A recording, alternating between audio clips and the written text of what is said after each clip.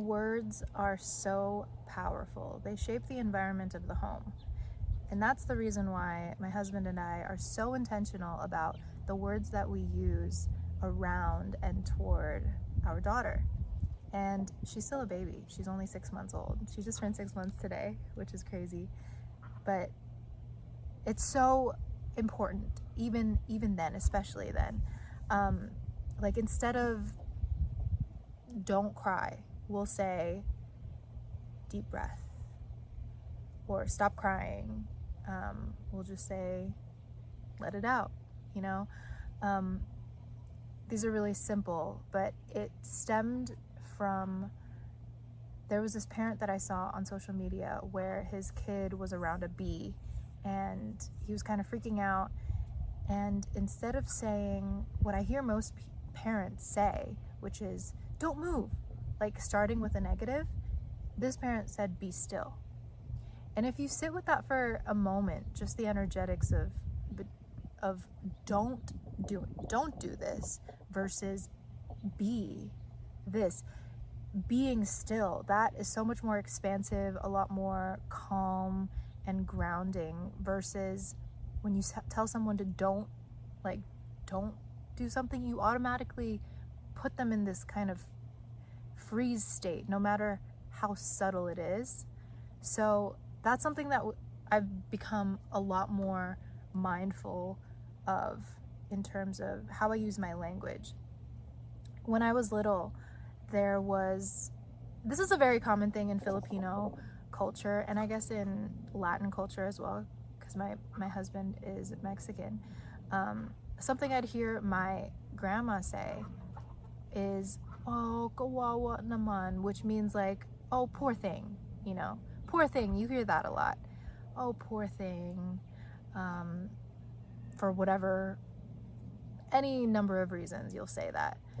And it goes against what I understand where it's coming from, but I believe that we are all more than just our bodies and what we see. We're spiritual beings, we're expansive, we are definitely not poor things, we are powerful things. So to speak to that aspect of the person and to say, oh, you're a poor little thing, it doesn't feel aligned. And I feel like it's one of those things that's really outdated.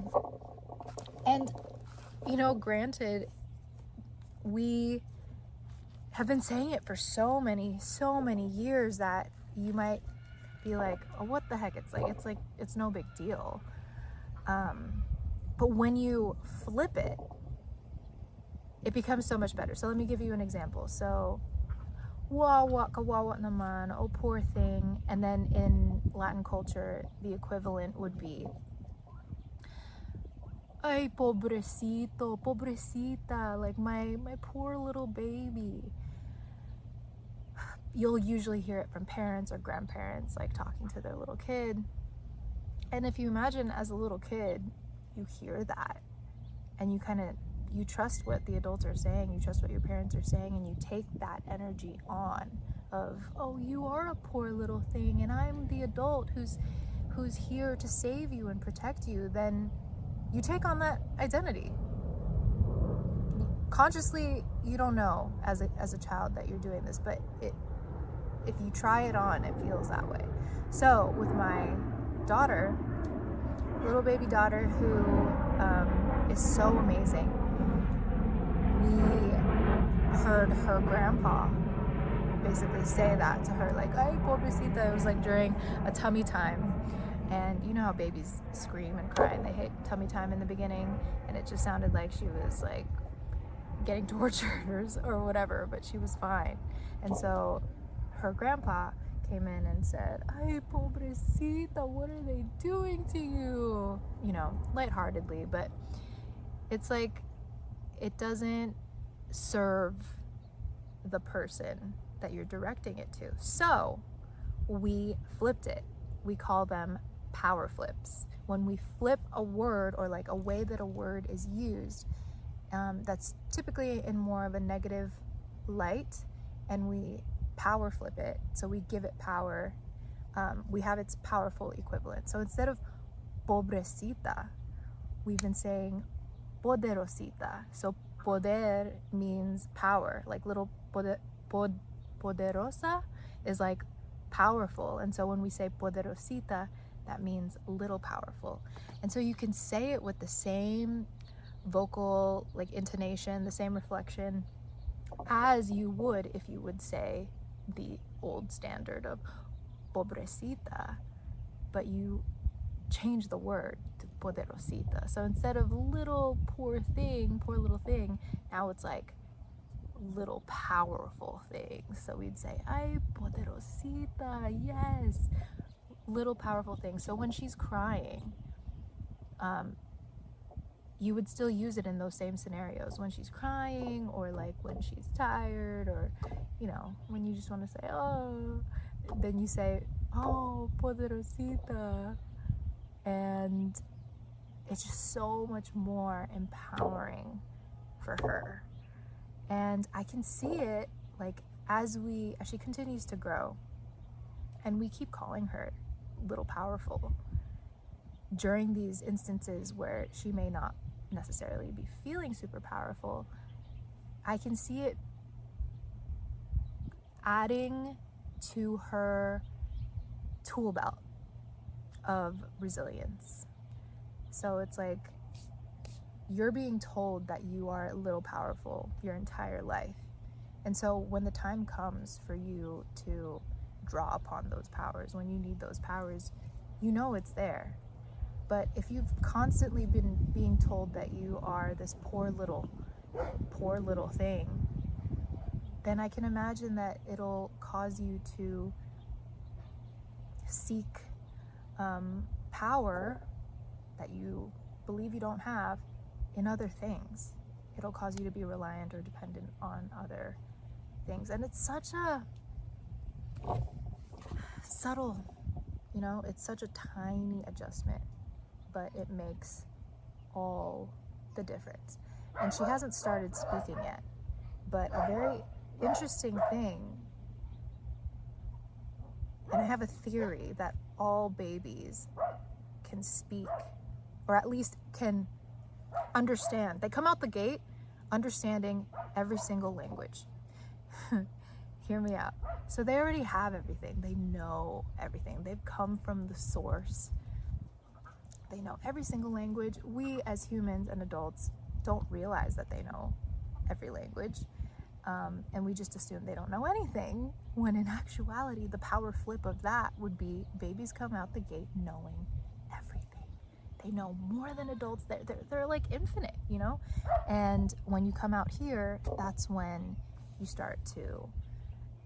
gain your ego, you start to live more in separation, you solidify into more of a limited understanding of things, and you pick a language and forget the rest. So anyway, my little girl,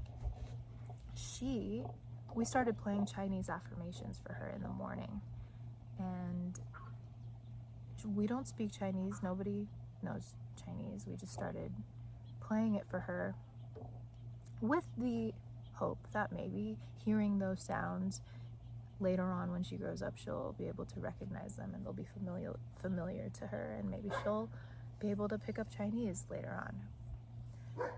The thing is, when we play them, she just beams. Like the second they come on, or even if she's like crying or in a bad mood and we play her Chinese affirmations, she just gets so excited. And I thought that maybe it was just because of the sounds and not necessarily the meanings of the words. And so I would, hear the audio and repeat the sounds that I heard to her. It didn't have the same effect. But when I actually learned a Chinese phrase from her affirmations and said it to her, she had the same reaction. So I can only just imagine and kind of be tickled by the thought of her understanding and knowing this language. somehow. All that to say, words, sounds, frequencies, like, they really, really affect and create the home. My camera died, so we're starting that again. But words. So a couple of things. So power flipping. That's, I guess, the whole takeaway of this video. Be mindful of the words that you are using, and question words that you use a lot, that you repeat a lot throughout your day. A word that I used to use a lot in college especially was sick. Like, everything was sick. That like new music video that Rihanna came out with, sick. Or that, I make music, so that beat, so sick. I sneezed on the beat and the beat got sick. Yeah, it was like this cultural thing. Everyone uses that word, but when you say sick all the time, like, you're feeding that into your subconscious. Like, your subconscious doesn't know the difference between, it's just taking everything that you're saying. So something like sick versus, say, health. What is it? How do you feel when you say health? In Joseph Murphy's book, The Power of the Subconscious Mind, one of the exercises is just to say success. Just say the word success to yourself multiple times throughout the day. Say wealth, and see what that does for your mind and for your energy. And so same goes for words like sick. Your brain is so powerful that it's going to manifest the words that you speak. Life and death are in the power of the tongue, and we want to create a home, build a home where the words that we give our children are life-giving, because you're going to get so much of the other stuff out in the world. It's just like part of the world's programming. So how can we feed as much power into our children and into our family members as possible so they can carry that out into the world and be the light? Okay, so power flipping.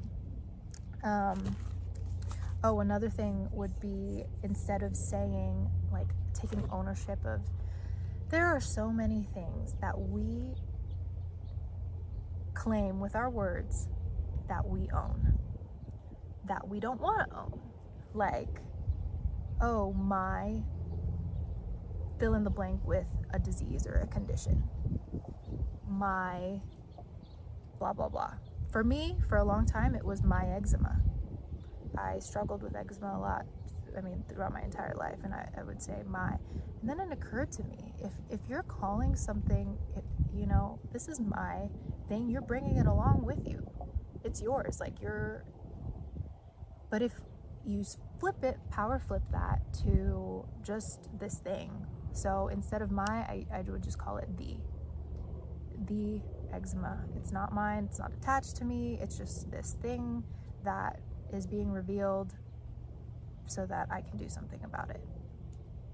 Because otherwise, if you're calling it yours, then no matter what you do, it's like, it's still going to be a part of you. Somehow you're going to have that attachment. So that's another power flip. I could go on and on and on about all of this, but you get the point.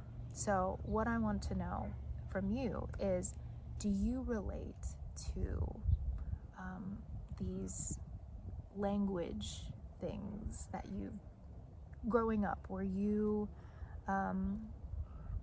subject to any less than powering phrases or words? Did that affect you in any way? And what are some words that you can power flip?